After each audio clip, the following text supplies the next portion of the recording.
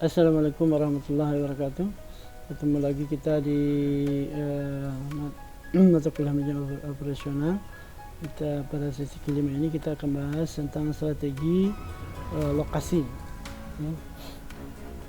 Pada strategi lokasi berarti bagaimana perusahaan harus memilih lokasi yang benar-benar menguntungkan bagi perusahaan. Ada perusahaan yang memang membutuhkan lokasi di dekat di pinggir jalan atau tempat-tempat strategis, tapi ada juga perusahaan yang memilih di tempat-tempat sepi, dekat sungai dan lain-lain.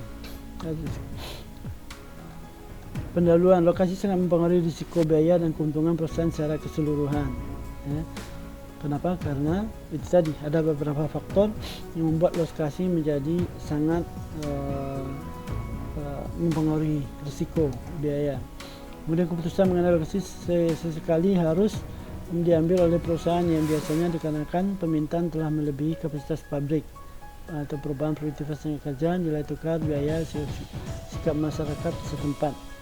Jadi lokasi juga berpengaruh terhadap masyarakat atau perubahan-perubahan produktivitas tenaga kerja. Kemudian tujuan strategi lokasi memaksimalkan manfaat lokasi bagi perusahaan, karena lokasi makanya sebuah perusahaan itu kan biasanya ada beberapa yang harus pikirkan. Contohnya ada jumlah karyawannya, kemudian ada limbah, ada listrik, ada beberapa.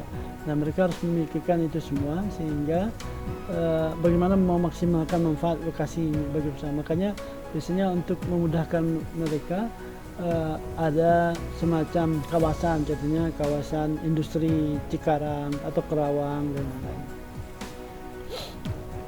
Pilihan yang ada di lokasi tidak pindah tapi memperluas fasilitas yang ada. Kemudian mempertahankan lokasi sekarang dan menambah fasilitas lain di tempat lain, menutup fasilitas yang ada dan pindah ke lokasi lain. Ini banyak dilakukan karena contohnya ya, kalau perusahaan multinasional yang sudah pindah ke lokasi lain itu banyak, seperti dulu ada perusahaan Sony ya, elektronik itu ada di perusahaannya sekarang cukup besar perusahaannya, tapi karena beberapa faktor mereka pindah, hanya ada di beberapa negara di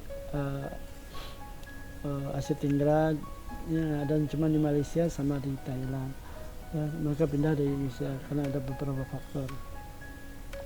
Atau seperti mobil, kemarin terakhir mobil Ford ya, mereka menutup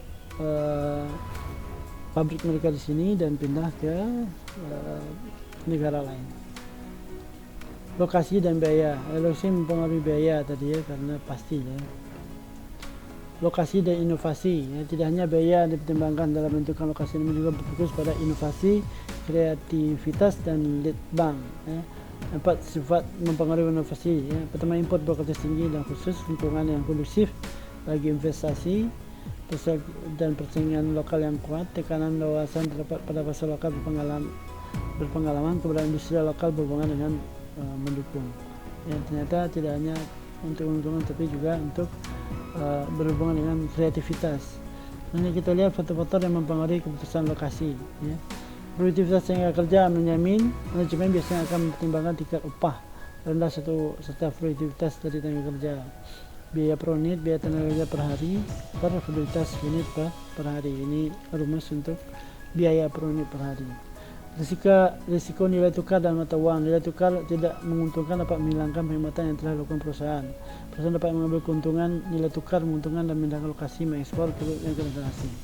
Contohnya di negara kita, nilai tukar rupiah cukup berfluktuatif, cukup tinggi. Dulu di dalam 90-an itu 97-98 itu dolar bisa hampir mencapai 20.000. Sehingga pada saat itu perusahaan berhutang, yang punya hutang ke luar negeri itu hutangnya jadi membengkak ya. Nah, itu menjadi masalah buat sebuah perusahaan ya, karena mereka transaksinya beli barang atau beli mesin ke luar negeri itu pakai dolar ya. sehingga mereka harus membayarnya juga harus pakai dolar, sehingga nilai tukar mereka jadi naik. Makanya seperti tadi ada beberapa negara itu pindah lokasi karena faktor nilai tukar mata uang. Biaya lokasi dibedakan menjadi dua, biaya nyata dan biaya tidak nyata. Biaya nyata dibayar dapat diidentifikasi secara langsung dan dihitung secara tepat. Contohnya tenaga kerja, bahan baku, penyusunan dan lain-lain. Tidak nyata lebih sulit ya, kualitas pendidikan, fasilitas transportasi umum, sikap masyarakat dan lain-lain. Risiko politik ya. Dalam risiko politik berhubungan mungkin berfluktuasi sikap pemerintah nasional. Nah, biasanya ini akan berhubungan dengan penetapan zona polusi dan akan mengakibatkan ada beberapa peraturan-peraturan pemerintah tentang sebuah perusahaan di lokasi tertentu, lebih-lebih kalau lokasinya dekat dengan pemukiman masyarakat. Kedekatan dengan pasar, berada dalam lokasi yang dekat dengan pelanggan bukan hal yang sangat penting. Alasan utamanya adalah menghemat biaya kirim, kemudian akses dan keamanan. Kedekatan pada pemasok ya, ini sangat penting sekali. Barang yang mudah busuk, biaya transportasi, jumlah produk sangat baik. Jadi ada beberapa perusahaan yang dimana mereka membutuhkan gudang ya buat perusahaan mereka, karena mereka gudang yang besar ya maksudnya, karena mereka mengelola sebuah produk yang memang masa produknya mudah rusak ya. Contohnya seperti tadi adalah makanan ya, atau barang-barang yang lainnya. Kemudian kalau barang-barang yang tidak mudah rusak seperti besi misalkan, itu kalau keluarnya mungkin bisa tidak harus berurutan, LIFO, last in first out bisa. Tapi kalau yang mudah busuk dan mudah rusak ini, berarti standarnya mereka harus mengeluarkan barang adalah FIFO, freeze in freeze out ya. Kemudian kedekatan pada pesaing ya. Perusahaan yang saling bersaing berdekatan satu sama lain, sering disebabkan oleh keberadaan sejumlah perusahaan informasi, bakat, model proyek atau dan sumber daya yang penting ya. Faktor memperingkatan faktor ya. Buat faktor berhubungan dengan disebut faktor penentu keberhasilan, memberi bobot setiap faktor. Ini cara-cara menilai, ini bisa dibaca aja. Contohnya Five Flags menentukan untuk memperluas operasinya ke luar negeri dengan membuka taman hiburan pertama di Eropa. Five Flags ingin membeli Prancis dan Denmark. Maka mereka menghitungnya sikap ketersediaan, rasio orang, pendapatan per kapita, suku pajak, pendidikan, bobot Prancis, Denmark ya. Mereka nanti akan dilihat berapa bobot yang paling bagus, apakah mereka buka di Prancis atau di Denmark dengan hasilnya ya. Sehingga kalau dilihat hasilnya, maka yang bagus itu adalah di bobot yang tinggi adalah di Prancis. Metode pusat gravitasi merupakan metode matematis untuk menentukan lokasi pusat distribusi ya, minimalkan biaya distribusi, menempatkan lokasi pada sistem koordinat ya. Koordinat pusat gravitasi sigma Ex dx qa, sigma I dan qa ya. Dimana d Ix itu koordinat x, lokasi I, dy koordinat y, lokasi I, qi kuantitas. Model transportasi yang menentukan pola pengiriman dan beberapa titik pemasok ke beberapa titik permintaan tujuan, sedemikian hingga menemukan biaya transportasi. Strategi lokasi pada industri jasa. Jika perusahaan manufaktur berfokus pada biaya dalam menentukan lokasi, perusahaan jasa lebih berfokus pada pendapatan yang akan diperoleh. Komponen utama ya, daya beli di wilayah yang dapat menarik pelanggan, kesesuaian antara jasa dan citra perusahaan dengan demografi di wilayah yang dapat menarik pelanggan, persaingan di wilayah tersebut, kualitas persaingan, keunikan lokasi perusahaan dan pesaing, kualitas fisik, fasilitas dan bisnis sekitarnya, kebijakan operasional perusahaan, kuantitas manajemen. Jadi sedikit berbeda kalau perusahaannya adalah perusahaan jasa. Teknis yang digunakan analisis korelasi, perhitungan lalu lintas, analisis demografi, analisis daya beli, metode peningkatan faktor, metode pusat gravitasi, sistem informasi geografis. Nah, sistem informasi geografis merupakan satu alat penting untuk membantu perusahaan membuat keputusan analisis sosial berkaitan dengan lokasi menyimpan memperlihatkan informasi yang berhubungan dengan lokasi geografis, antara lain yaitu angka populasi umum, pendapatan, arus lalu lintas, dan kepadatan penduduk. Nah, ini ada beberapa aplikasi yang mendukung ini, jadi sudah bisa ketahuan. Misalkan kalau kita lihat di Depok, misalkan peta Depok, nanti ketahuan jumlah kelurahan BJ berapa, kelurahan ini berapa, kelurahan ini berapa, sehingga jumlah orangnya bisa ketahuan, dan kepadatan penduduknya bisa ketahuan juga berapa, di mana daerah-daerah yang padat. Maka metode kuantitatif penilaian alternatif lokasi, contoh tersedianya alternatif lokasi yaitu Surabaya, Surakarta, Semarang. Faktor utama yang dipertimbangkan dalam pemilihan lokasi adalah bahan mentah, supply tenaga kerja, transportasi. Penilaian tip jenis adalah sebagai berikut: alternatif lokasi Surabaya, Surakarta, Semarang, bahan baku, tenaga kerja, proses transportasi, maka dijumlahkan sehingga yang paling tinggi nilainya adalah Surabaya. Ini contohnya. Nah, jika faktor utama dalam penentuan lokasi mempunyai bobot yang berbeda, maka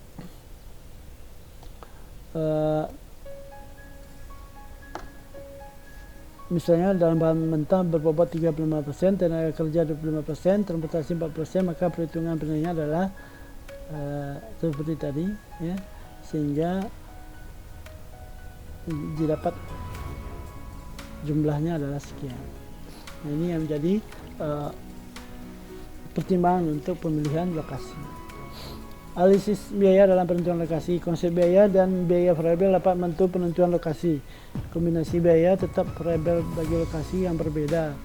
Menciptakan persamaan biaya menunjukkan hubungan antara biaya, volume produksi berlaku pada masing-masing lokasi. Contohnya, suatu perusahaan sedang mempertimbangkan 4 lokasi alternatif untuk pabrik baru. Data mengenai biaya di 4 lokasi seperti ini, ya.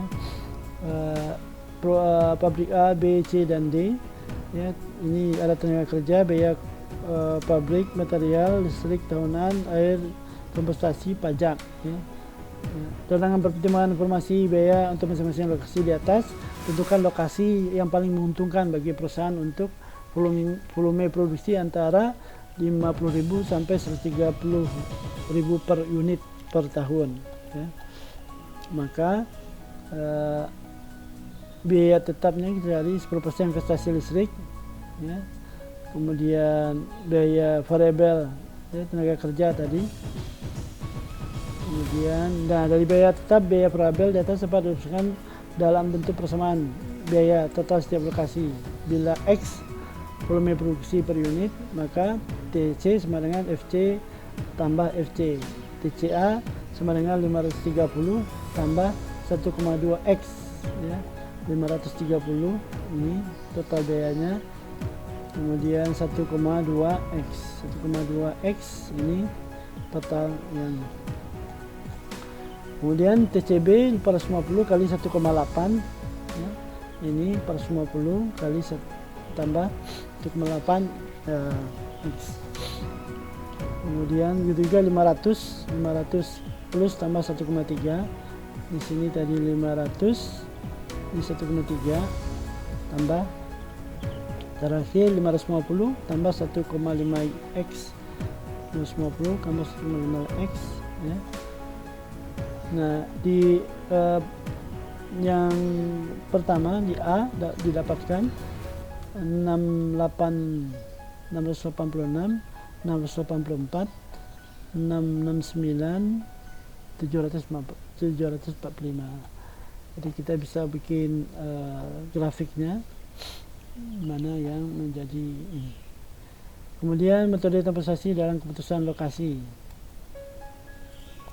Langkah metode ini misalnya metode sudut kiri atas, sel biaya terkecil, minimalisasi sel laba terbesar, FEM, Vogel Approximation Method, tes optimal, stepping stone, body modified distribution method, ya. Contohnya PT ABC mempunyai 2 pabrik di Semarang dan Cilacap dengan kapasitas masing-masing 13 unit dan 12 unit penurunan pesanan. Perusahaan harus mengirim 5 unit ke Surakarta dan 10 unit ke Yogyakarta dan 10 unit ke Magelang. Biaya transportasi per unit dalam ribuan rupiah antar kota dijelaskan dalam tabel berikut. Semarang, Cilacap, Surakarta, Jakarta, Magelang. Ini RP 10 108 1512 ini 10, Cilacap 8, ini 15, 11, 4. Lokasi awal sel biaya itu kecil. Tentukan lokasi pertama milih biaya paling kecil. Cilacap, Surakarta, menasihkan jumlah maksimal dengan memperhatikan kapasitas dan kebutuhan. Kemudian tes optimal metode MODI. Tes optimal syaratnya M tambah N dikurang 1 sama dengan jumlah sel batu. Seterusnya. Maka tabelnya adalah dari Surakarta, Jakarta, Magelang, Semarang, Cilacap, kebutuhannya segini. Ini 10, Surakarta min 1 plus ini 5 ya, kebutuhannya 5, 15 kurang 3 tambah 7 ya, 10, ini 11, 10 ya, ini 13, 12, 11, 25.